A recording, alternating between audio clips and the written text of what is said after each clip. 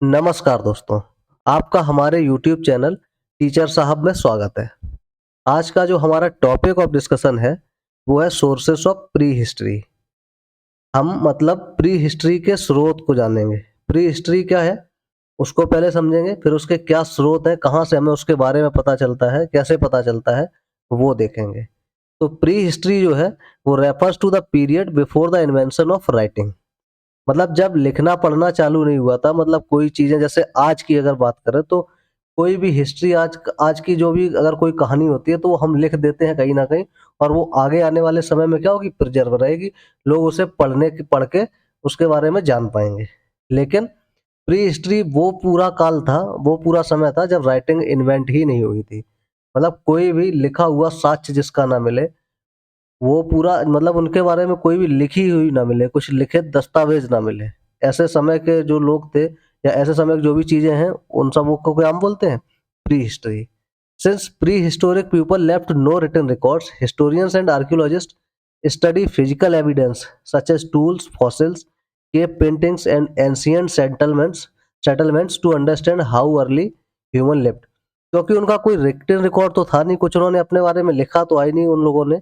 तो क्या है, जो हिस्टोरियंस और आर्कियोलॉजिस्ट होते हैं, मतलब जो इतिहासकार या पुरातत्ववेत्ता है हमारे, वो क्या करते हैं, तो उस समय के जो टूल्स वगैरह है, जैसे उनके कुल्हाड़ी, हसिया, दराती जो भी है, उन टूल्स या फिर जो भी उस समय के इंसान या जानवर वगैरह हैं, वो उनके फॉसिल्स फॉसिल्स मतलब क्या होता है, जो इंसान मर जाता है उनके कंकाल वगैरह, और या फिर उन्होंने गुफाओं वगैरह में कोई पेंटिंग बनाई है, या फिर उनके किस तरीके के पुराने समय में सेटलमेंट्स थे, किस तरीके से वो रहते थे, उन सबको समझ के क्या करते हैं हम, इन सब चीज़ों को इतिहासकार मतलब उनके टूल्स, उनके जो जीवाश्म है, मतलब जो मरे हुए लोग हैं या जानवर हैं, उनके मतलब कंकाल को, और उनकी केव पेंटिंग जो कहीं गुफाओं में पेंटिंग बनाई है, या उनके सेटलमेंट्स को समझ के हम पता करने की कोशिश करते हैं कि कैसे उस समय के लोग जो थे, ह्यूमन थे, मनुष्य थे, वो रहते थे। तो मतलब कोई रिटन रिकॉर्ड नहीं है, बाकी उनकी जो चीज़ें हैं, उनको पढ़ के, समझ के हम लोग दिमाग में डाल के कैसे क्या करते होंगे, समझने की कोशिश करते हैं।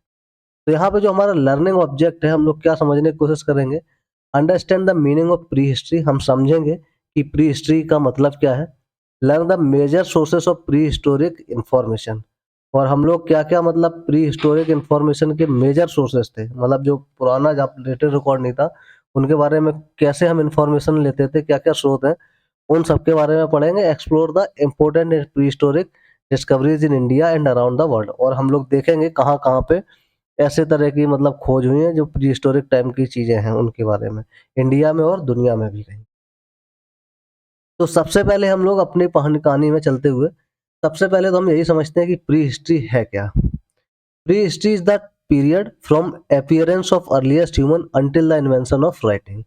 मतलब वो पूरा समय जब इंसान क्या हुआ था, आया दुनिया में, और तब तक का समय है जब तक क्या हुआ, राइटिंग मतलब जब तक राइटिंग चालू नहीं हुई। उस पूरे कालखंड में जितने लोग रहे हैं, या जो भी मतलब घटनाएं घटी हैं, उस पूरे पीरियड को हम क्या बोलते हैं, जब तक राइटिंग लिखना चालू नहीं हुआ, कोई भी डॉक्यूमेंटेशन करना स्टार्ट नहीं हुआ किसी भी चीज का, तब तक के पीरियड को, जब इंसान आया दुनिया में और जब से मतलब लिखना चालू नहीं हुआ, उस पूरे पीरियड को हम बोलते हैं pre history.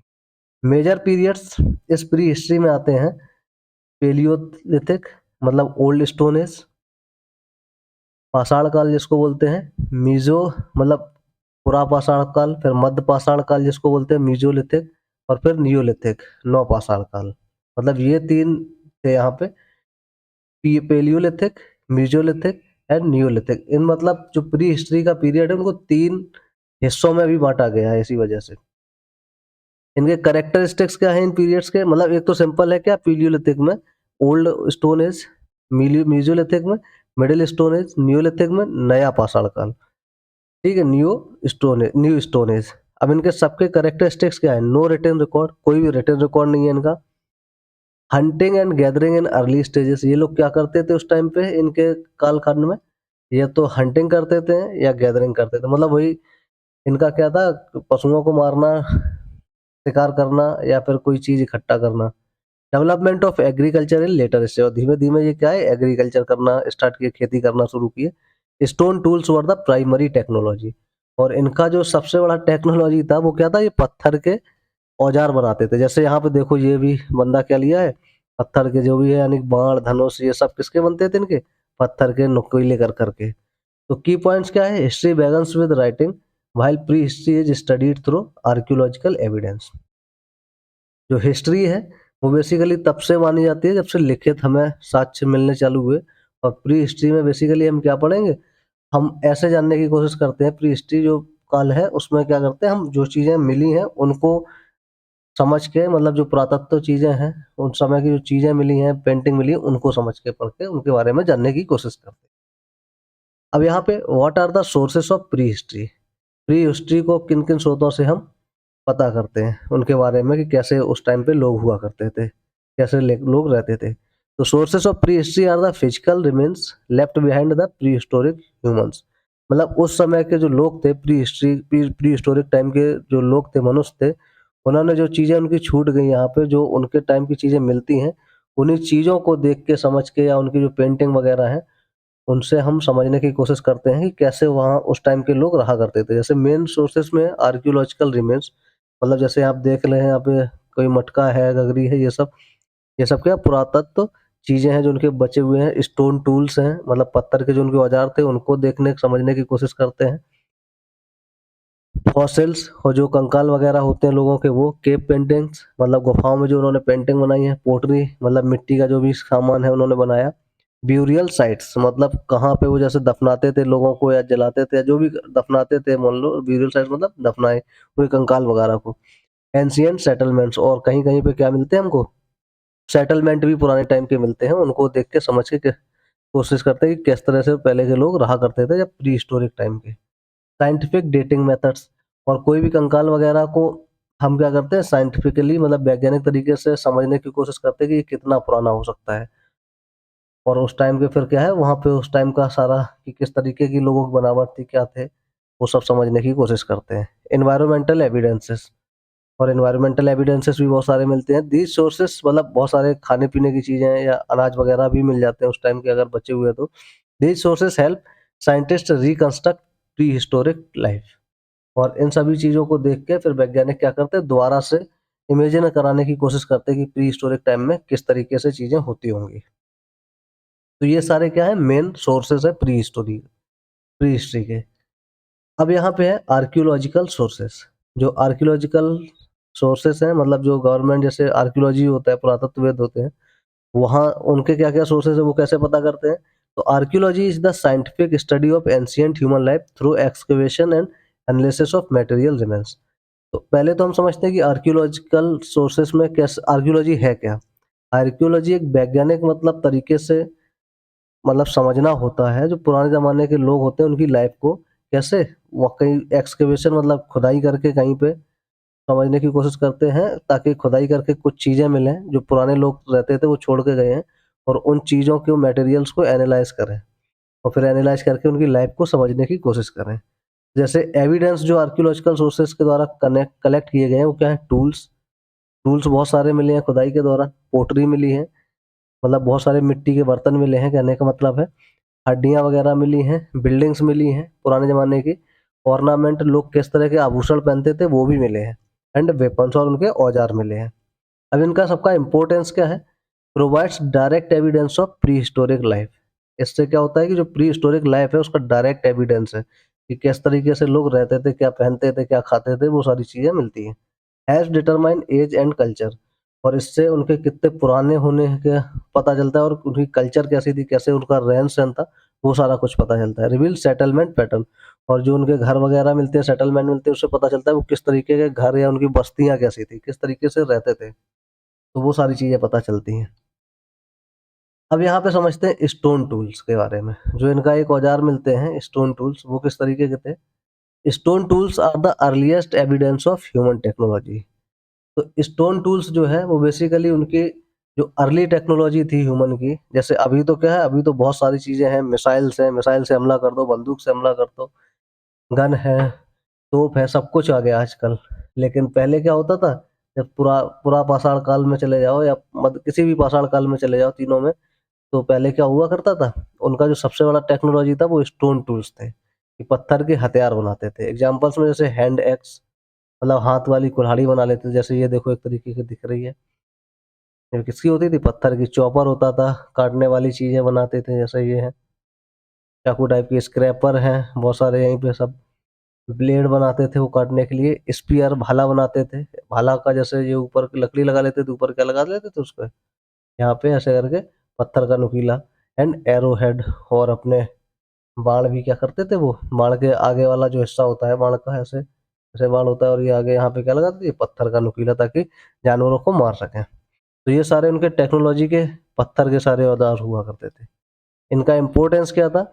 Used for hunting and food preparation. Simple बात है, अपना शिकार करने के लिए और खाना तैयार करने के लिए सारे टेक्नोलॉजीज का काम यूज करते थे। तो टेक्नोलॉजिकल प्रोग्रेस, और एक तरीके से यहाँ से पता चलता है कि धीमे धीमे वो क्या करने लगे, अपना मतलब जो टेक्नोलॉजी है उनकी तकनीकी है, उसमें थोड़ा थोड़ा उनका प्रोग्रेस हुआ।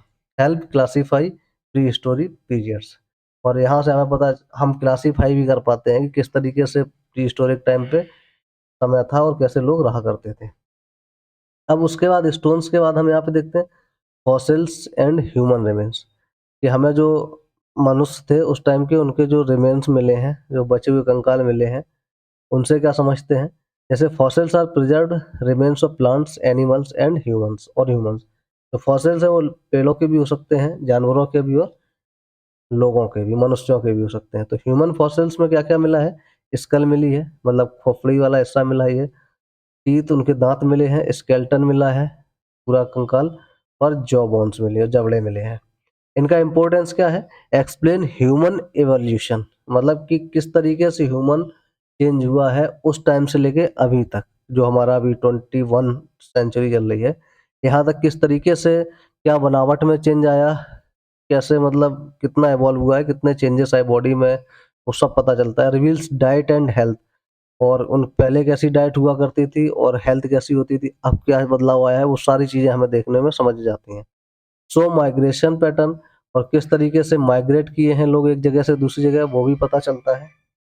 Help estimate age using scientific methods, और कितना पुराना कंकाल है वो साइंटिफिक मेथड से हम पता कर लेते हैं, और ये भी पता इससे चल जाता है कि पहले कितने पुराने तक मतलब लोग, जो ह्यूमन सभ्यता थी, मानव सभ्यता थी, वो एग्जिस्ट करती थी।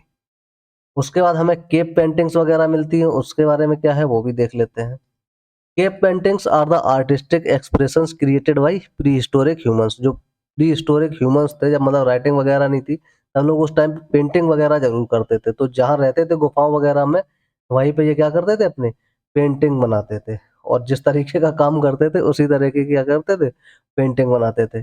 जैसे कि थीम्स में हंटिंग बन करते थे, तो हंटिंग की पेंटिंग देखो यहाँ पे दिख रहा है, ये मार रहे हैं यहाँ पे, बनाते थे। एनिमल्स इनके साथ होते थे, उनका बनाते, एनिमल्स की हंटिंग भी करते थे। नाच गाना होता था तो उसकी पेंटिंग भी ये बनाते थे।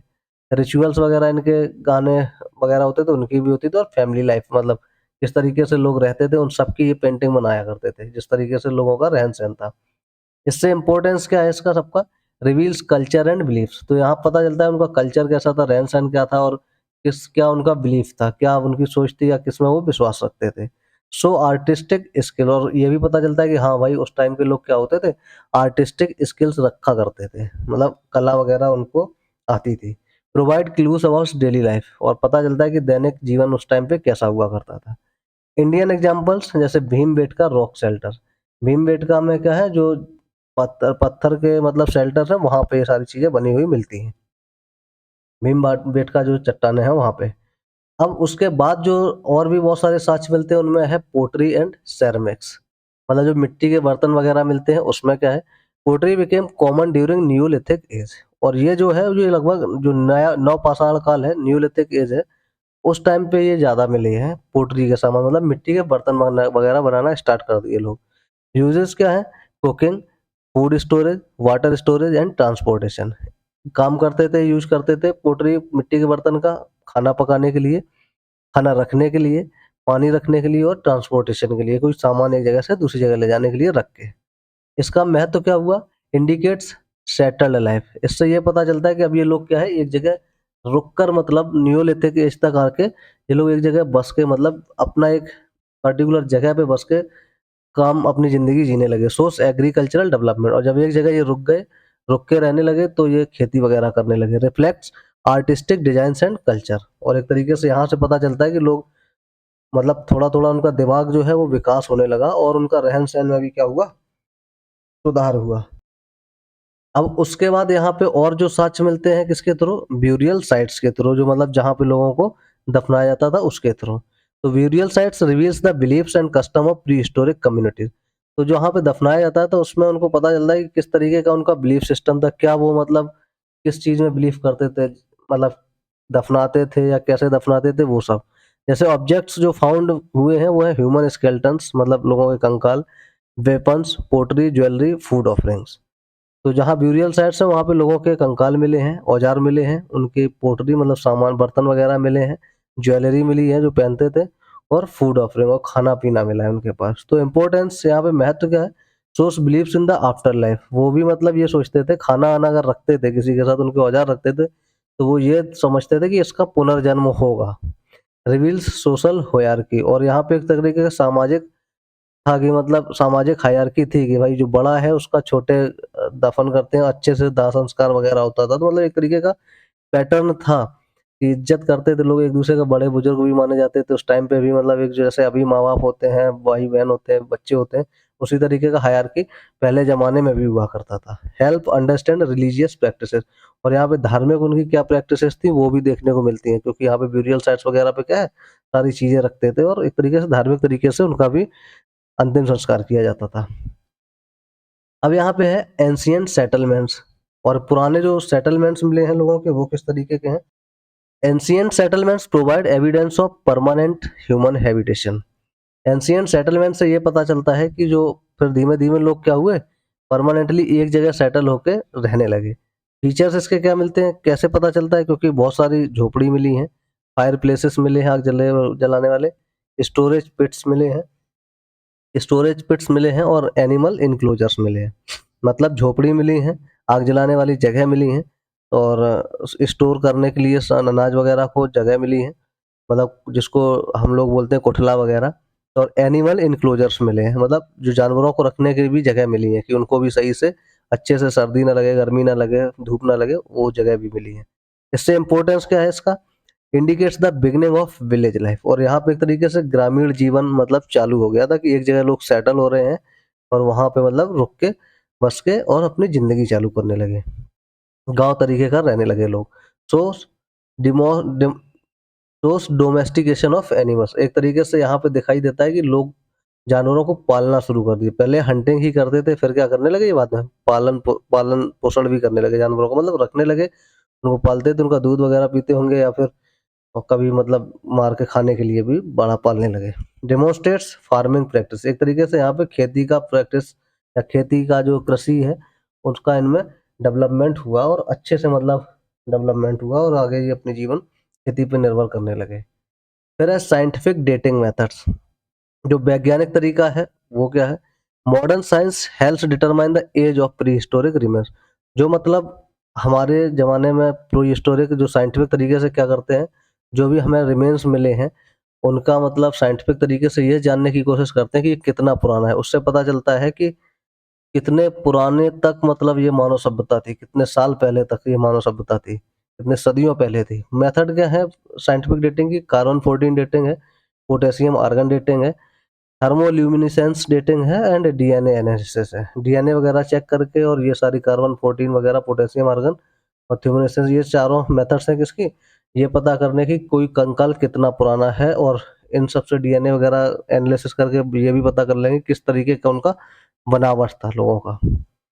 इम्पोर्टेंस क्या है इसका? प्रोवाइड्स एक्यूरेट डेटिंग, जो साइंटिफिक मेथड्स है उससे पता चल जाता है पुराना की, एक एक्यूरेट डेट मिलती है कि कितना पुरानी चीज़ है। वेरीफाइज आर्कियोलॉजिकल डिस्कवरीज, और ये पता चलता है कि वेरीफाई करने में काम आता है कि जो पुरातत्ववेत्ता है उन्होंने जो पता करी है चीज़ें, क्या वो सही है? वो अभी तो नहीं है कि मतलब 10, 20, 50 साल पहले की तो नहीं है और हम लोग सोच रहे हैं कि ये सदियों पहले की है। हेल्प्स रिकंस्ट्रक्ट प्रीहिस्टोरिक क्रोनोलॉजी, और एक तरीके से पूरा जो क्रोनोलॉजी है मतलब हायरार्की है, पुराने समय से अभी तक का वो सब मतलब कंस्ट्रक्ट करने का मतलब सीक्वेंस वाइज़ करने में हेल्प करता है। उसके बाद है एनवायरमेंटल सोर्सेस, कुछ मतलब पर्यावरण सोर्सेस भी मिले हैं, प्राकृतिक सोर्स, पर्यावरणीय sources. Environmental evidences help reconstruct ancient climates, और एनवायरमेंटल सोर्सेस से कि पुराने समय पे जलवायु कैसी हुआ करती थी उसके बारे में पता चलता है। जैसे सोर्सेस है pollen grains, seeds, tree rings, soil, animal bones. जो पर्यावरणीय स्रोत मिले हैं उनमें है पॉलन ग्रेन्स, मतलब जो पॉलन ग्रेन्स क्या होते हैं, अनाज वगैरह जिससे बनता है। बीज मिले हैं, पेड़ों की रिंग मिली है, और मतलब वही जैसे कुएं में पानी वगैरह भरने वाली, और सॉइल मिट्टी कैसी थी पुराने ज़माने में, और एनिमल बोन्स कैसे हुआ करती थी। तो इन सबसे भी मतलब क्या एक तरीके से पता चलेगा इम्पोर्टेंस क्या है इसका। एक्सप्लेन क्लाइमेट चेंज, कैसे क्लाइमेट चेंज हुआ उसके बारे में पता चलता है। आइडेंटिफाइज एंशिएंट वेजिटेशन, और जो पोलन ग्रेन्स वगैरह से ये पता चलता है कि पहले किस तरीके की सब्जियां वगैरह या मतलब जो भी पेड़ पौधे थे वो उगाए जाते थे। Source environmental conditions faced by pre historic human, और यहाँ पे ये भी पता चलता है कि किस तरीके की मतलब जो कंडीशंस रही होंगी क्लाइमेट की, किस तरीके के क्लाइमेट को फेस किया होगा जो पुराने लोग होंगे उन्होंने। अब यहाँ पे है major pre historic sites in India. अब हम ये समझते हैं, सारे तो हमने पढ़ लिए क्या क्या स्रोत थे, अपने इंडिया में कौन कौन सी मेजर प्री हिस्टोरिक साइट्स हैं इस तरीके से पहले वो है, तो उसको देख लेते हैं। इंपॉर्टेंट साइट्स हैं Bhimbetka rock shelters, famous for cave painting. Bhimbetka जो शेल्टर्स है वो फेमस है केप पेंटिंग के लिए, मतलब यहाँ पे जो प्री हिस्टोरिक ह्यूमंस थे उन्होंने केप के अंदर, गुफा के अंदर पेंटिंग वगैरह बनाई है। हंस की वैली है जहाँ पे स्टोन एज टूल्स मिले हैं, मतलब उस टाइम के टूल्स वगैरह मिले हैं। बुरजहोम है जो, ये क्या है, यहाँ पे पिट ड्वेलिंग्स एंड ब्यूरियल्स, यहाँ पे मतलब लोग जलाए गए हैं वो मिला है। और पिट ड्वेलिंग्स मतलब जो अनाज रखने की जगह है उनको मिला है। कोल्डीवा जो है early evidence of rice cultivation, Koldihwa जो जगह है वहाँ पे ये पता चला है कि वहाँ पे अर्ली जो एविडेंस है वो राइस मतलब चावल को उगाने का पहला बार वहीं से चालू हुआ। इन सब का इम्पोर्टेंस क्या है। These sites provide valuable evidence about the evolution of pre historic culture in India. इससे हमें पता चलता है कि प्री हिस्टोरिक कल्चर कितना अच्छा था या किस तरीके से जिया जाता था इंडिया के अंदर, वो इन साइट्स के थ्रू हमें पता चलता है। आगे है यहाँ पे importance of studying pre history. क्यों हमें पढ़ना चाहिए प्री हिस्ट्री, क्यों जरूरी है पढ़ना। तो studying pre history helps us understand human evolution, development of technology, origin of agriculture, early settlements, culture and religious practices and adaptation to changing environments। हमें इसलिए पढ़ना चाहिए क्योंकि हमें इससे ये पता चलेगा कि ह्यूमन जो है, जो मनुष्य है, उसमें किस तरीके से इवोल्यूशन हुआ है, कैसे उसका दिमागी विकास हुआ है, किस तरीके से तकनीक जो चेंज हुई, कहाँ पत्थर से लेके अब क्या हो गया, यहाँ पे ब्रह्मोस्त्र वगैरह बनने लगे हैं, तोपें बनने लगी हैं। कैसे एग्रीकल्चर इतना ज़्यादा डेवलप्ड हुई है, पहले कैसे होता था, अभी कैसे धीमे धीमे इवॉल्व हुई है। कैसे सेटलमेंट्स पहले हुआ करते थे, अभी कैसे सेटलमेंट्स हैं। कल्चरल एंड रिलीजियस प्रैक्टिसेस कैसे बदली हैं। And adaptation to changing environment, और ह्यूमन जो है वो इतने एनवायरमेंटल चेंजेस के बाद भी कैसे अडेप्ट करके अभी तक वो बचा हुआ है। व्हाई इट मैटर्स, क्यों ये इतना मायने रखता है। Knowledge of pre history explains how human civilization gradually developed over thousands of year. इन सबको पढ़ के हमें ये पता चलेगा कि कैसे हजारों साल तक ह्यूमन अभी तक मतलब बना हुआ है, ह्यूमन सभ्यता अभी तक बची हुई है इतने सारे सालों के, सदियों के बाद भी। समरी एंड रिवीजन में थोड़ा देख लेते हैं। यहाँ पे एक रिवीजन में रखा है कि main sources of pre history क्या है। Archaeological remains, stone tools, fossils, cave paintings, pottery, burial sites, ancient settlements, scientific dating methods, environmental evidences. और रिवीजन में प्री हिस्ट्री क्या होता है, जहाँ पे रिटन कोई साक्ष्य ना हो। इसका सबसे मेन सोर्सेस क्या होते हैं, आर्कियोलॉजी। और स्टोन टूल्स क्या है, एक तरीके से अर्ली एविडेंस ऑफ ह्यूमंस, कि ह्यूमंस क्या करते थे पहले, पत्थर के औजार बनाया करते थे। केव पेंटिंग से क्या पता चलता है, कल्चर और बिलीफ्स के बारे में। और कार्बन 14 डेटिंग से क्या पता चलता है कि कितना पुराना कोई भी जो मिला है हमें वो है, मतलब जो भी यानी प्री हिस्टोरिक रिमेन जो भी मिला है बचा हुआ, कंकाल, पत्थर या कोई मिट्टी का सामान, वो कितना पुराना है। तो आज के वीडियो में बस इतना ही। अगर वीडियो अच्छा लगा हो तो वीडियो को लाइक कीजिए, शेयर कीजिए और चैनल को सब्सक्राइब कीजिए। मिलते हैं अगले वीडियो में। धन्यवाद।